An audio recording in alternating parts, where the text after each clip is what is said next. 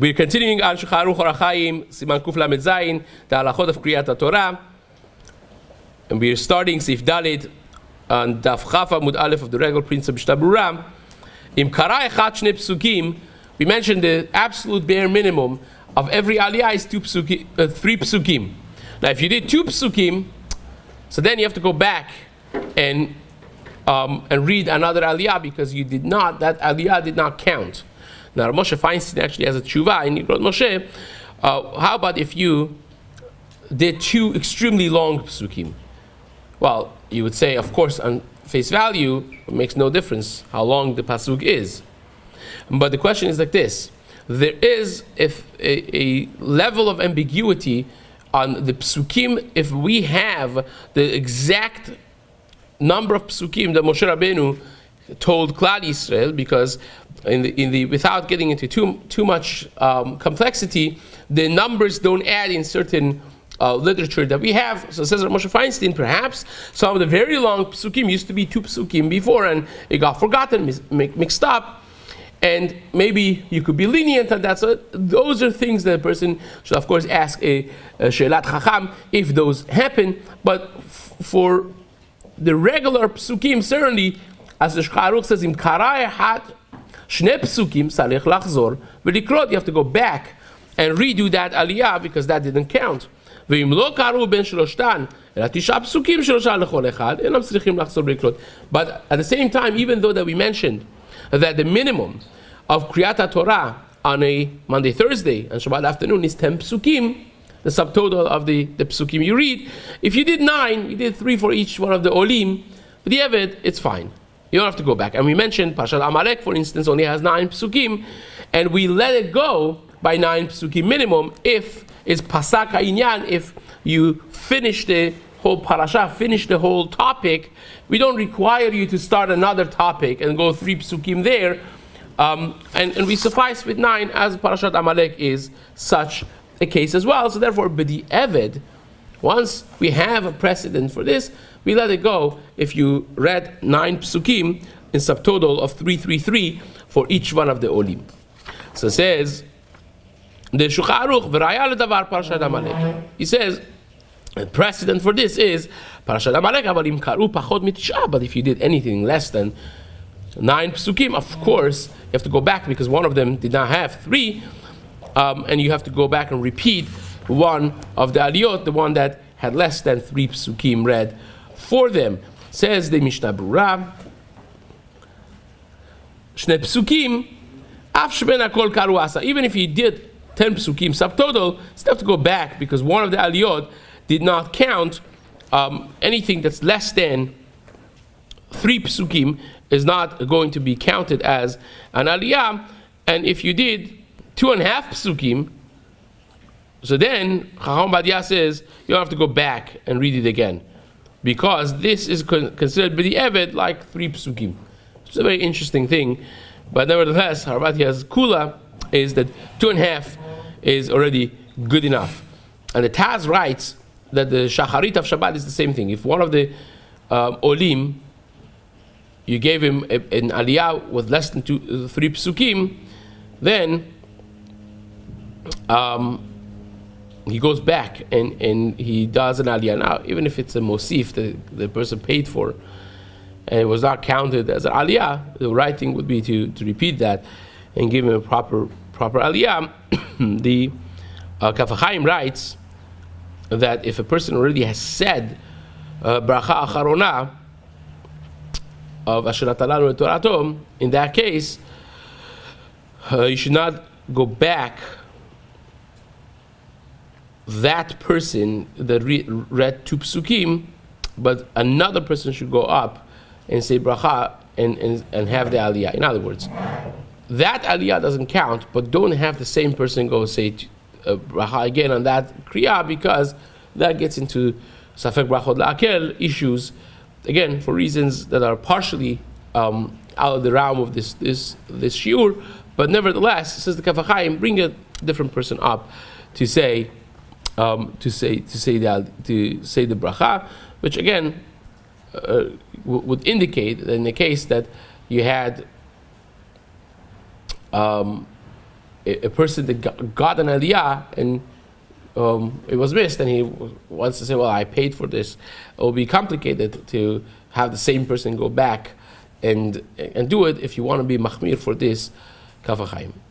Now, says the Mishnah Berura,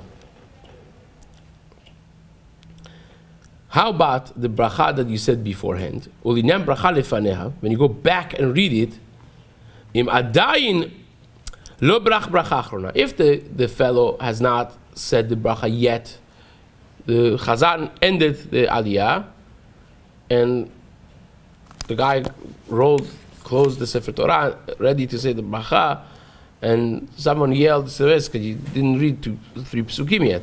You ended by 2. Then, afal pishkvar galala Sefer Torah, even though that he rolled it and closed the Sefer Torah, still, even though that his da'at was to say bracha, they go back, they open it, they read another pasuk, right? And he goes back and say the bracha again, bracha acharona. Now again, when he says the last bracha, avodim kvar brach bracha acharona, if he already said the second bracha, nistaleka kriya rishona legamri, then the reading has ended, and therefore he has to go back and say another bracha and start mimakom hashinayim shelefanav. He has to go back to the place that he said the bracha, sheitchil b'kriya kodemet, and read 3 psukim and say the bracha again. Ve'im hashinayim shelefanav lo karu rak shlosha tzarichu lashlim ad arba'an. If it's a Monday, Thursday, Shabbat afternoon, and the 2 first people said only 3 psukim, then he has to, of course, do 4 psukim to complete the 10 subtotal. So says the Kafachayim that there are those who disagree that because the bracha that he said at the end, the second bracha that he said was beta'ut, so therefore it's considered that he did not say that bracha. It's just the bracha lebatala that he said. So still, the first bracha counts. So how do you do it? Says the Kafachayim, you can open it up again and read the 3 psukim or 4 psukim without bracha. V'lachen lo yachzor levarech et habracha harishona. Don't say the first bracha, just read the 4 psukim, 3 psukim without bracha, and then say the bracha sheniya, the last bracha, because that you said by mistake and that didn't count. You just say the pasuk and you finish up basically the reading and say the bracha. Therefore, he writes that you should be machmir because of safek brachot la'akel, and Rav Mordechai Eliyahu seems to have held the same way in l'halacha u'maaseh, that when you go back, if someone made a second bracha and then they realize that you only read 2 psukim for them, when you go back, you don't make asher b'harbanu again. You just open up the Sefer Torah, you read the proper reading, and you say the last bracha, the second bracha of Asher Natan Lanu again, and that would fix the situation. Now, if the person already went down, and they realized this only after the next aliyah, the person already went down and sat in his place, then in that case you should go back and say the bracha rishona as well, because you finished the whole thing. Then the whole aliyah basically was completed, and you have to say 2 brachot in that case. Fine. Says the Mishnah Berura,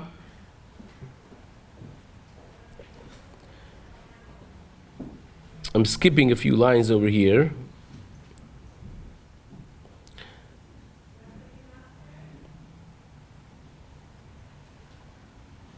Says the Mishnah Berura, ויש אומרים שמלבד 2 פסוקים הקודמים יקרא עוד 3 פסוקים, והראשון יעמוד שם עד שיגמור זה, ואחר כך יברך הראשון שקרא 2 פסוקים, ויקרא לעלון במקום שסיים זה. Now, this, actually I have to go back because this needs some background. Says the Mishnah Berura, ואפילו אם כבר קראו לאחד העולה אחריו ועלה לתיבה, you called Reuben he said his bracha achrona, he called Shimon to have the next aliyah, and now you realize that you made a mistake, but you called Shimon already up. So what do you do now? And says the Mishnah Berura, Ya'amod sham oto ha'acher, Shimon should stay by the bima until sheyivarech ze shenit. The guy gets the aliyah again. V'ikra shlosha psukim. He reads the 3 psukim, as we mentioned, and he says the bracha afterwards. And afterwards, Shimon gets his bracha because he was already called up to the Torah. So we keep him up there until he gets an aliyah, but the next aliyah.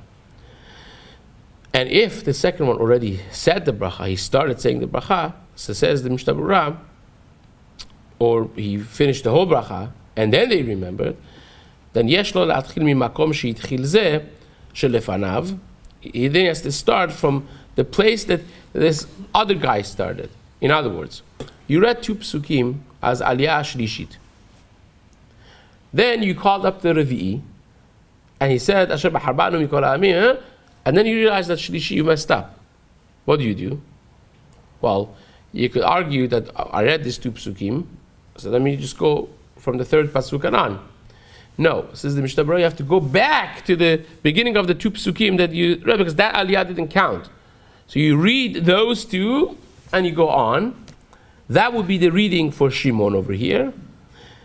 Even though that those psukim, you read already those 2 psukim, you finish them, and you do the pasuk that's afterwards as well, and then he could say a bracha. There are those who say, says the Mishnah Berura, that aside from those 3, or those 2, you should read another 3 psukim. So you should at least do 5 psukim for Shimon that got an aliyah, because those 2 already were read, so you want to read 3 new psukim, says the Mishnah Berura. But at the end of the day, however you slice that, that's not necessarily the Ikar Adin. And Rishon Ya'amod sham ad she'yigmor zeh, ואחר כך יברך הראשון שקרא 2 פסוקים ויקרא להלן מהמקום שסיים זה. And then Reuben, whose aliyah was not a proper aliyah, would get the Chamishi, so to speak, in this example that we gave, and who will have 3 psukim there. This way his aliyah would be reconciled as well. And the Kaf HaChaim over here does not necessarily agree with the psak of the Mishnah Berura. He writes that in the case that the Shimon already started his aliyah, in our example, aliyah Revi'i, in that case, the first one is basically thrown out of the picture. You don't have to keep him there to give him Chamishi. He basically does not have to read anymore, and he goes and sits, and a different person gets the next aliyah. So fine. You see, this is one of the reasons that they say a Rav has to know halachot of Kriyat Torah on his fingertips, because you can't open a sefer when these things happen, when a mistake happens, this mistake happened, that mistake happened. You have to really know them well, because the pressure is on, and there's no time for asking or looking into it, and so on. So you see the complexities of these halachot in the way they are discussed in the poskim. Says the Mishnah Berura,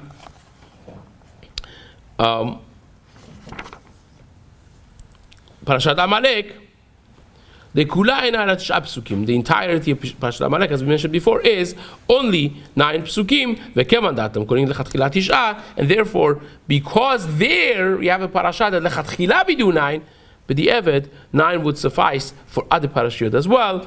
B'shar yamim yosin al kol panim b'di Eved b'tish'a, and you don't have to go back and redo what you already finished.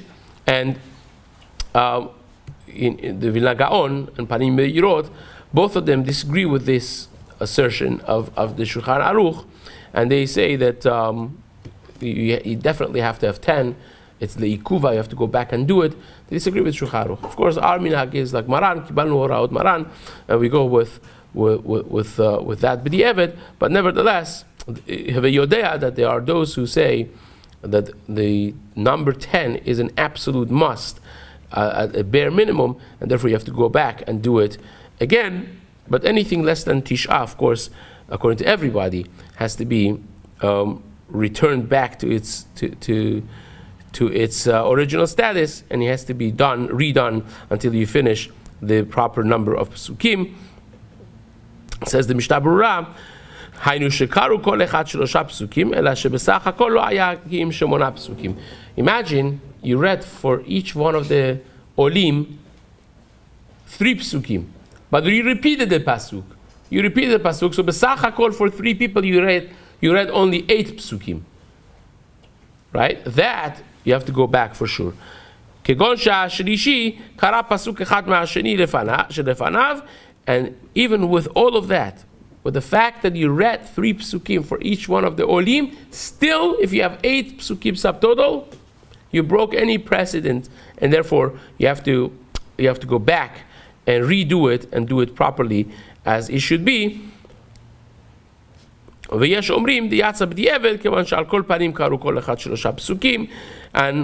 he brings those who are lenient that even in this case you would be yotze. And the Mishnah Berura actually in Sharat Tzion over here in Seif Katan Chaf Dalet, if you take a look, he writes that the first one is Ikar, that you have to be Machmir, and by 8 psukim, if you only read 8 psukim subtotal, even though that you read 3 psukim for each one of the aliyot, still you have to go back and do it again.